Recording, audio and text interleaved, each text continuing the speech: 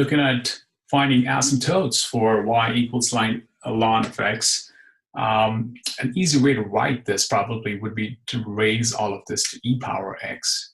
So e power, raising both left and right hand sides to the e, you would get x of natural log of x, and that would be x. So you can see this is a very similar equation. We've seen this before when y was equal to e power x. Now we just change the roles of x and y.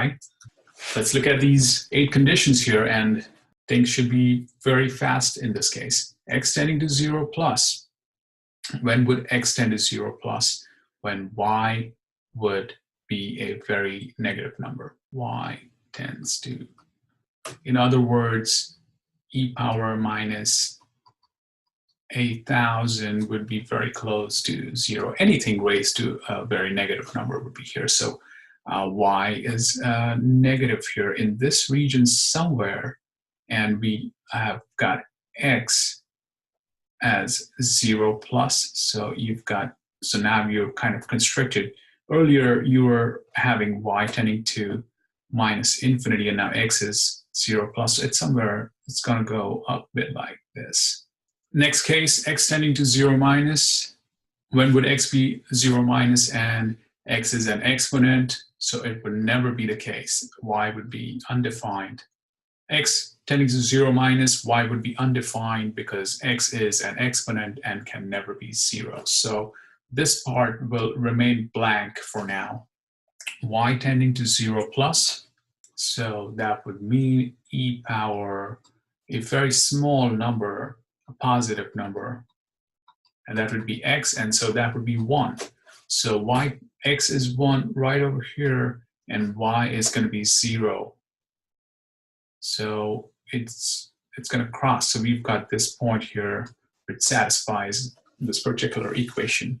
So here x is going to be equal to 1. And y, again, going to 0 minus would be x equal to 1. Of course, in reality, e power 0, anything power 0 is going to be 1. And so e power 0.01, a positive number, is going to be 1 point something, and e power minus, a little bit negative than 0, is going to be 0.99 or so. So y tending to 0 plus would mean x tending to 1 plus, and this would mean x tending to 1 minus. And these are the points here. Okay, when would x tend to plus infinity? X would tend to plus infinity right here when y would go to plus infinity. So that's obvious. X would tend to minus infinity. When would that happen? Because x is an exponent, it would never happen. So y would be undefined. Y tending to plus infinity, but clearly x would go to infinity, and that would be x tending to plus infinity. And this would be somewhere right here. We don't know, it could be up or down.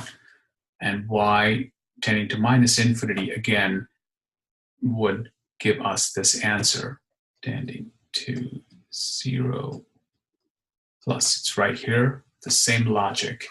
And the case would be when y goes to minus infinity, x is approaching 0 from the positive side, not from the negative side.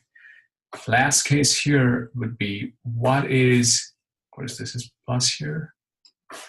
What's the slope? Is it going to be faster? Is it going to be equal to y equals to x, or is it going to be slower?